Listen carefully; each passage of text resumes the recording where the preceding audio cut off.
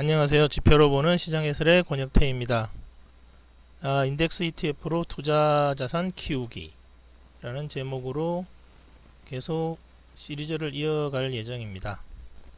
일단 첫 번째로 말씀드린 것처럼 ETF와 인덱스는 물론 전혀 다른 겁니다. 그런데 ETF 투자를 하면서 결국 인덱스에 투자를 하고 있는데 ETF를 잘 사야 되는 것처럼 혼동하시는 분들도 꽤나 많은 것 같습니다. 투자 대상은 인덱스지 그냥 ETF는 인덱스에 투자하기 위한 수단일 뿐입니다. ETF에 투자한다고 해서 다 성공하는 게 아니라는 얘기죠. 그러나 인덱스에 투자하면 분명히 성공하는 구간을 지날 수 있습니다. 팔고 안 팔고는 물론 이제 그때 따라서 본인들이 선택을 하셔야겠죠.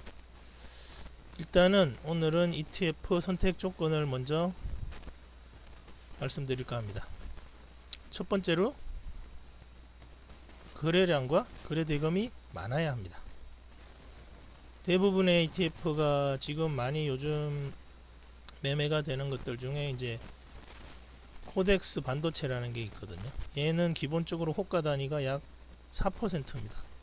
매수 가격과 매도 가격이 만원이면 약 400원 정도 차이가 난다는 얘기죠. 매도가에 매수를 해서 시장가로 매수가에 급해서 팔아버리면 기본적으로 마이너스 4%라는 얘기입니다. 그래서 그런 일이 기본적으로 없도록 거래량과 거래대금이 기본적으로 LP들이 받쳐줘야 되는 부분이죠. 이거는.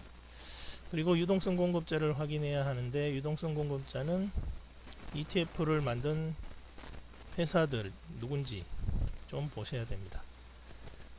증권회사가 하는지 아니면 뭐 대부분 다 지금 저희 나라는 증권회사죠. 근데 꼭 그렇지 않은 경우도 있습니다.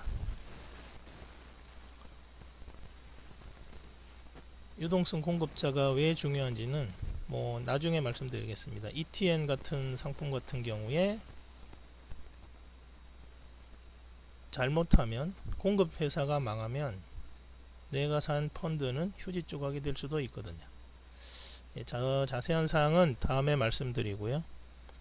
그리고 ETF 중에서 기본적으로 요즘 이제 레버리지와 인덱스를 많이 하시는데 우리나라 분들은 레버리지를 되게 많이 하십니다. 기초자산 손익의 2배에서 3배짜리 상품입니다. 그래서 여기서 이제 주의해야 할 게 고점에서 레버리지를 사시면 하락률은 기초자산의 하락하는 비율이 어마어마하게 큽니다. 그 점을 아셔야 됩니다. 그래서 고게 지수는 제자리 돌아가더라도 레버리지 상품은 그 원래 가격대에 못 미칠 수도 충분히 있습니다. 인버스는 기초자산의 반대 방향으로 가면 수익이 나는 상품이고요. 개인분들은 웬만하면 인버스 같은 상품은 하지 않으셔야 됩니다. 왜냐하면 시장이 단방향일 때 상승과 하락인데 그 두 가지 사이에서도 의사결정을 못 내리는 경우가 태반입니다. 그런데 인버스까지 합하면 자기가 갖고 있는 주식 계좌에서 의사 판단할 때 매매의 결정을 할 때 고려해야 하는 사항이 기본적으로 훨씬 많이 늘어납니다. 그리고 기본적으로 인버스는 시장이라기보다는 시장의 주체들과 반대로 포지셔닝을 하는 거라고 이해를 하셔야 합니다. 그런 말이 있지 않습니까? 미국의 FRB와 맞서지 말라든지 뭐 한원과 맞서지 말라는 말은 없습니다. 그런데 미국 시장과 우리 시장이 그렇게 뭐 옛날에는 훨씬 더 동조화되어 있었고요.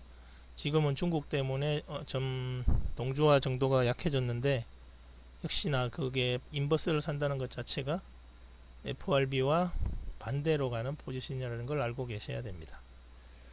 지난 주말에도 파월 의장이 인터뷰 중에 네버라는 단어를 써가면서 FRB와 맞서지 말라고 했고 그 뒤에 조정이 거의 끝나고 나스닥이 좀 많이 올라왔었습니다. 아무튼 그리고 실제 수익이 기초자산의 수익률과 다른 이유는 상승과 하락을 그치기 때문이라고 있는데, 이건 뭐냐면 ETF는 1단위로 계산을 합니다. 이건 뭐 다들 잠깐만 계산해 보셔도 어떤 구간 사이에서의 수익률이 일간 사이의 수익률과 다른 기본적인 이유기도 합니다. 그리고 일단 수수료, 인덱스와 레버리지는 좀 비쌉니다. 그래서 특히나 해외 쪽 레버리지 상품 같은 경우는 목표를 장기적으로 잡으면 롤오버 비용이라든가 다른 수수료 문제 때문에 비용이 상당히 많이 나가는 경우가 발생합니다. 그래서 장기적으로 투자를 하기에는 적합하지 않은 그러한 ETF 상품도 있다는 걸 아셔야 합니다.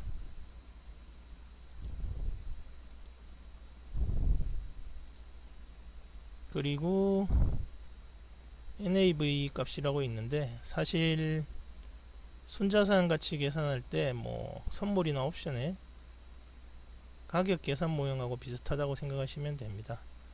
중요한 건 대부분의 경우에 매매와 상관이 없다는 겁니다.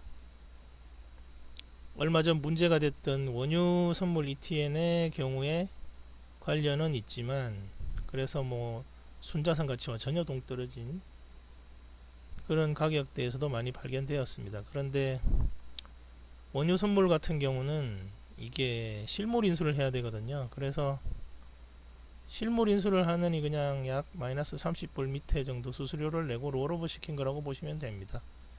그리고 이게 코로나가 끝나면서 지금 갑자기 이제 많이 올라와 있는 거죠.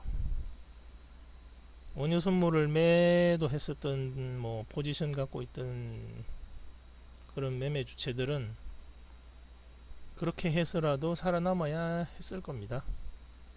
소프트웨어에 뭐 마이너스 가격이 있어서 고쳐가지고까지 그렇게 하는데 어떡하겠습니까? 실물 인수 방식밖에 안 되기 때문에 원유 선물은,